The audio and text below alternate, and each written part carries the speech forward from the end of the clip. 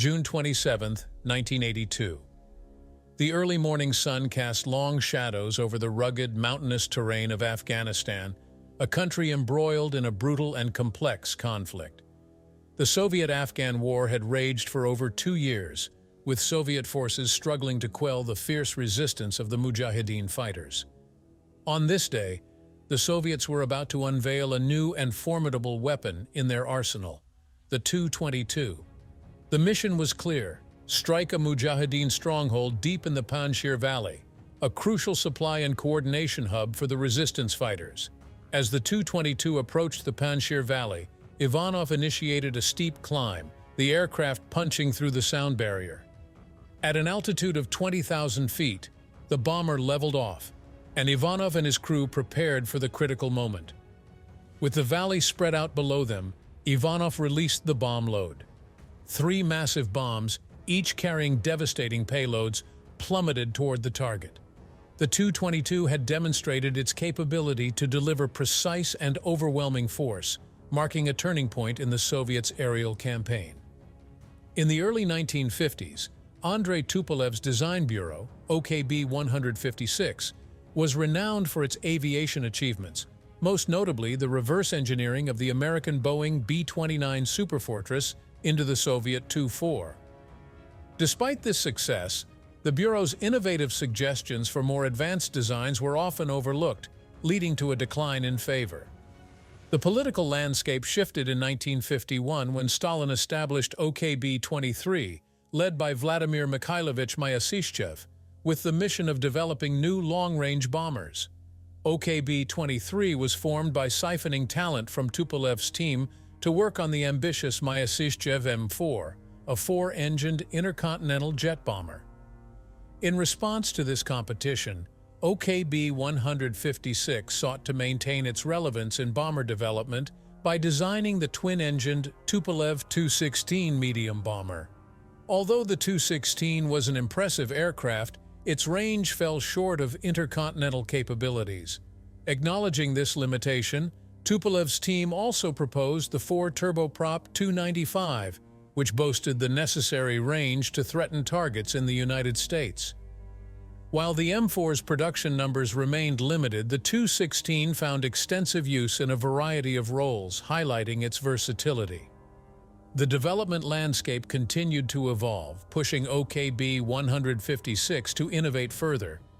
The need for a new strategic bomber that could surpass existing models became apparent.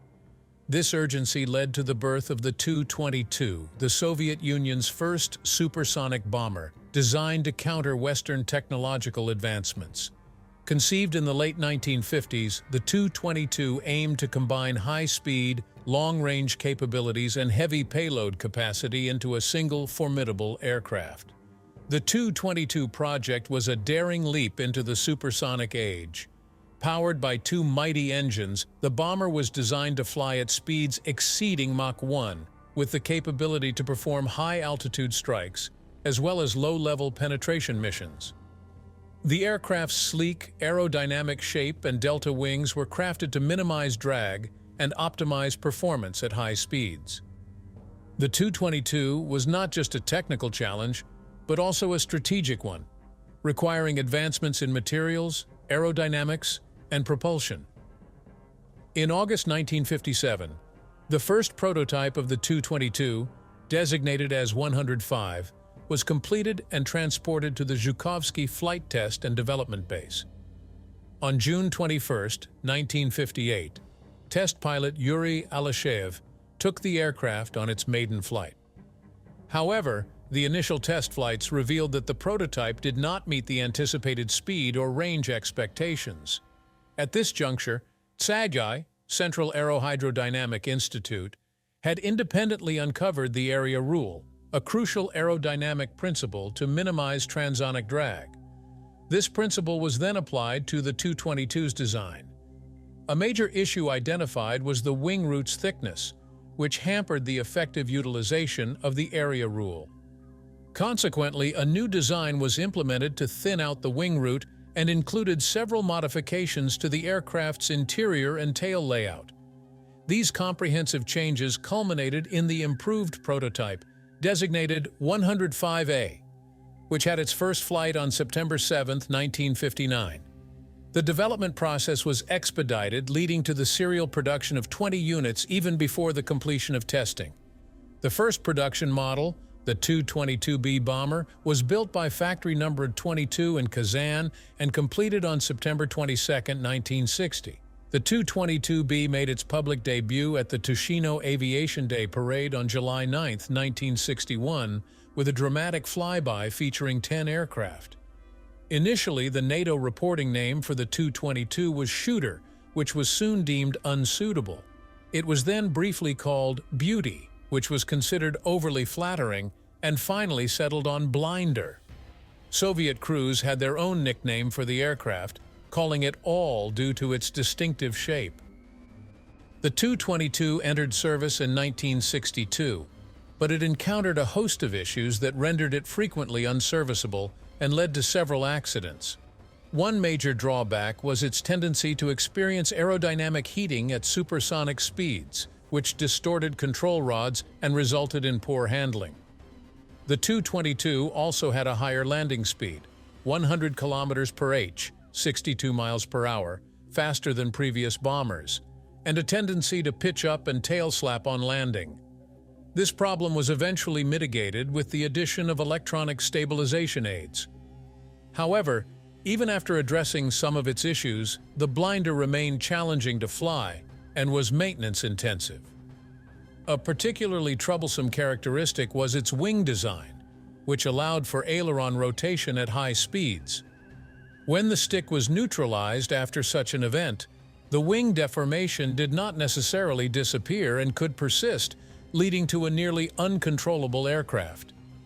Transitioning pilots for the first Tu-22 squadrons posed another significant challenge. Selected from the ranks of first-class Tu-16 pilots, these elite aviators were used to having a co-pilot assist with flight operations, excluding takeoffs and landings. Suddenly, these pilots had to perform all piloting tasks in a much more complex cockpit environment of the single-seat Tu-22. Many of these experienced Tu-16 pilots struggled to complete their training due to this increased workload and complexity. Eventually, pilots from the Su-17 humpback crews were selected for the Tu-22, and these pilots made the transition with less difficulty. Despite its initial challenges, the Tu-22 managed to carve out a role within the Soviet Air Force. By the time the Tu-22B entered service, its operational usefulness was already considered limited. Despite its impressive speed, it fell short in combat radius, weapon load, and serviceability when compared to its predecessor, the Tu-16. Soviet leader Nikita Khrushchev's focus on ballistic missiles cast a shadow over the future of bombers like the Tu-22, leading to a production run of only 15 to 20 units. As the Tu-22 was being introduced, the establishment of the Strategic Missile Forces in 1959 underscored the shift away from manned bombers for nuclear weapon delivery. In an effort to retain some offensive role, the Tu-22K was developed to carry a single Kh-22 anti-ship missile, and these were deployed by both long-range aviation and the Air Force. The final subtype, the Tu-22P, was an electronic warfare version used initially for electronic reconnaissance, and later converted to serve as standoff electronic countermeasure jammers to support Tu-22K missile carriers. Throughout its service, the Tu-22 was upgraded with more powerful engines, in-flight refueling capability, for those that didn't originally have it, and enhanced electronics. The Iraqis employed their Tu-22 bombers extensively during the Iran-Iraq War from 1980 to 1988. The offensive operations began on the war's first day, with a Tu-22 from H-3 Air Base targeting an Iranian fuel depot at Mehrabad International Airport in Tehran. This attack, part of a broader Iraqi air campaign, resulted in an early aviation fuel shortage for Iran. However, the initial strikes were largely ineffective, with many missions aborted due to strong Iranian air defenses and heavy Iranian air raids on Iraqi airfields.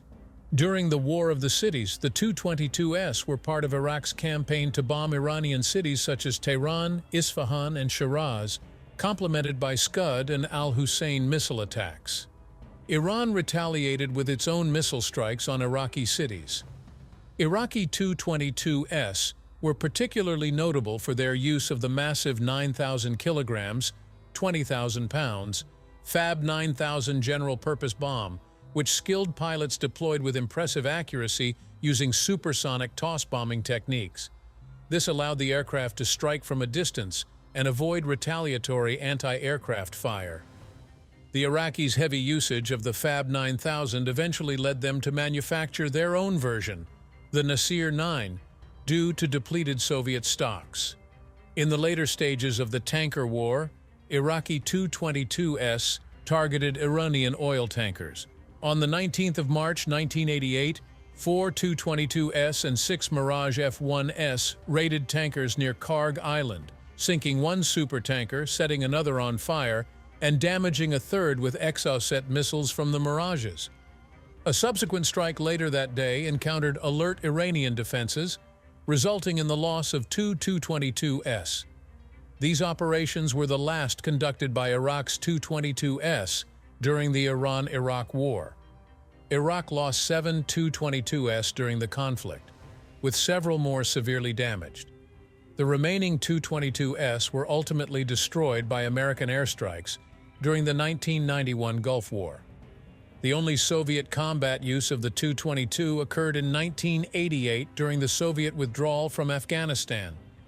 Tu-22P Blinder E electronic jammers were tasked with covering the withdrawal route, protecting Soviet bombers from Pakistani F-16s, and suppressing radar systems near the Pakistani border.